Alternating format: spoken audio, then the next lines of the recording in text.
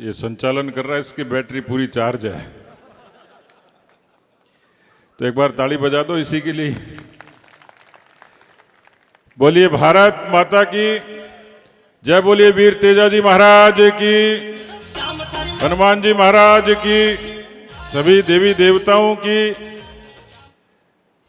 आज इस गरिमापूर्ण कार्यक्रम में हम सब के बीच में उपस्थित हमारे श्रद्धेय पूर्व विधायक नाथूलाल जी सिनोदिया साहब,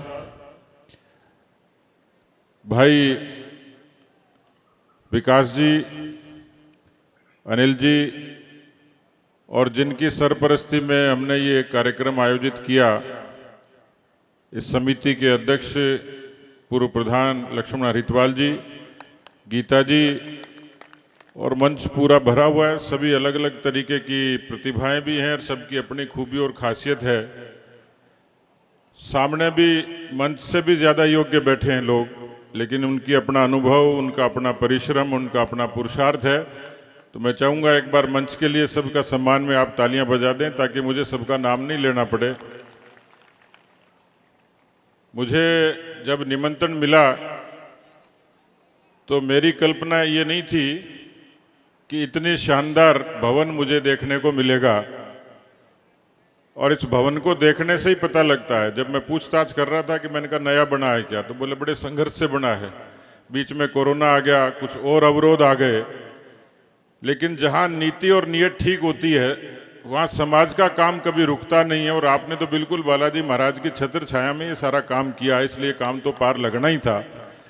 तो मैं सबसे पहले लक्ष्मण जी और इनकी टीम को, क्योंकि टीम में मजदूर से लेकर कारीगर से लेकर तमाम लोगों का परिश्रम और पसीना होता है, और इस तरीके की इमारतें ये शौकिया नहीं होती हैं, इनका समाज में एक संदेश होता है। मैं देख रहा था कि जो भी भामाशाह आ रहे थे, जिनकी जैसी क्षमता थी, उन्होंने इस भवन के निर्माण में योगदान दिया। बहुत लोग आगे भी देंगे, और इसलिए मैंने जो कहा कि समाज का काम जो सबके हित का काम है, उस काम में तकलीफ आ सकती है, पर वो काम कभी रुकता नहीं है। और मुझे लगता है कि जब इसकी नींव रखी गई होगी तो नीयत अच्छी थी, और इसीलिए एक सुंदर भवन बनकर तैयार हुआ। समाज के बच्चों के उनके सुखद भविष्य का काम आएगा।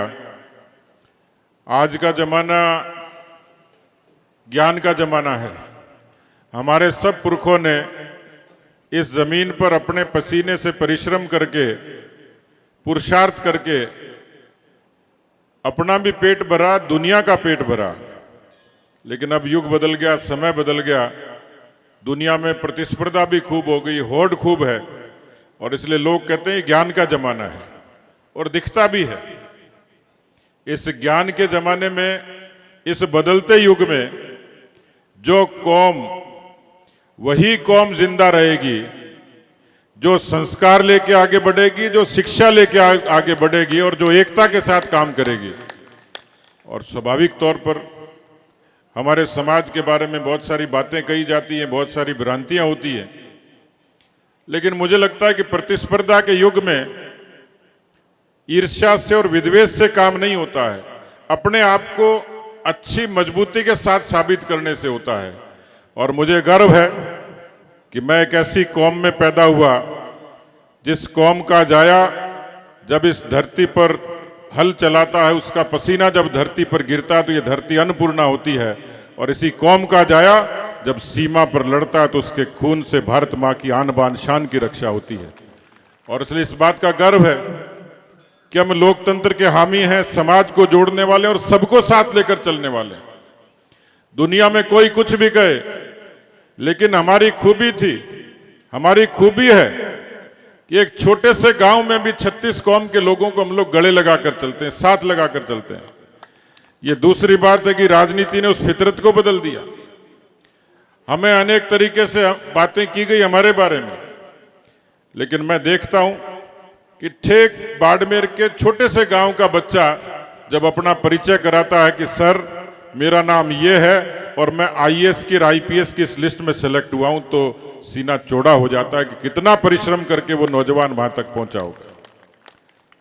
राजनीति और समाज में भी बहुत लोग हैं जो आप सबके आशीर्वाद से आगे बढ़ते हैं, पर जरूरत इस बात की है कि जब कौम की बात की जाती है तो स्वाभिमान से लेकर, परिश्रम से लेकर, पुरुषार्थ से लेकर, लोकतंत्र से लेकर, समरसता से लेकर, सबको साथ लेकर चलने की भावना से लोग तभी कहते हैं कि ये जाट समाज है, ये किसान समाज है जो इस धरती का पेट भी भरता है, इस धरती की रक्षा भी करता है और इस लोकतंत्र की अक्षुण्णता के लिए भी काम करता है।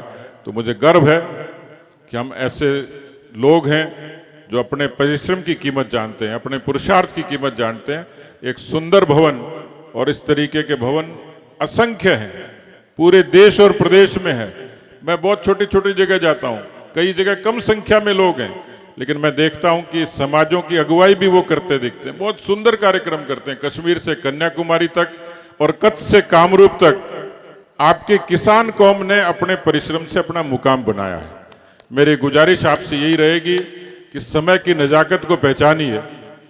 मैं तो राजनीति का आदमी हूं, विकास जी भी सोच रहे होंगे, अनिल जी भी सोच रहे होंगे कि ये बाबा जी की तरह प्रवचन कर रहा है, लेकिन मैं राजनीति को नीचे छोड़ के आया हूं।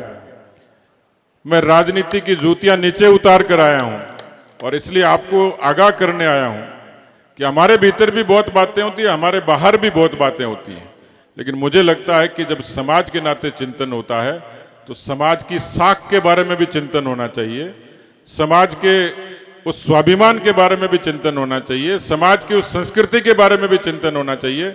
इस बात की चिंता करनी चाहिए कि नई पीढ़ी को कैसे संस्कार देकर उसको सामर्थ्यवान बनाएं, काबिल बनाएं, तो लोग ये कहेंगे कि हाँ, ये किसान का जाया है, इसने राजनीति में, समाज में, नौकरशाही में, व्यापार में, खेती में सब जगह कौम का झंडा बुलंद किया है। मित्रों, किसान सरदारों, असली साख वही होती है जो आपके गुणों को पूजती है। और मुझे लगता है कि कहने की आवश्यकता नहीं, इतिहास भरा पड़ा है, मुगलों से लेकर अंग्रेजों तक हमारा संघर्ष का इतिहास रहा है, पुरुषार्थ का इतिहास रहा है, संस्कार का इतिहास रहा है, लोकतंत्र के मजबूती का इतिहास रहा है। तो मुझे लगता है एक जाजम पर बैठकर 36 कौम के लोगों को साथ लेकर कोई अगुवाई कर सकता है तो आपका किसान कौम कर सकती है। हम सब लोग मिलकर समाज के साथ साथ सर्व समाज की ताकत बनकर खड़े हों, यही शुभकामनाएं हैं। इस तरीके से लक्ष्मण जी के नेतृत्व में तमाम हमारे सरदार लोग बैठे, इनके सामर्थ्य से, इनकी आशीर्वाद से, इनके अनुभव से, यहाँ बैठे हुए छोटे हों चाहे बड़े हों, सब लोग, मुझे लगता है कि हम सब लोग मिलकर और ज्यादा आगे तरक्की करेंगे, समाज की फिक्र करेंगे, देश की फिक्र करेंगे, सबके हित की बात करेंगे। इन्हीं शुभकामनाओं के साथ बोलिए भारत माता की। बहुत आभार और धन्यवाद।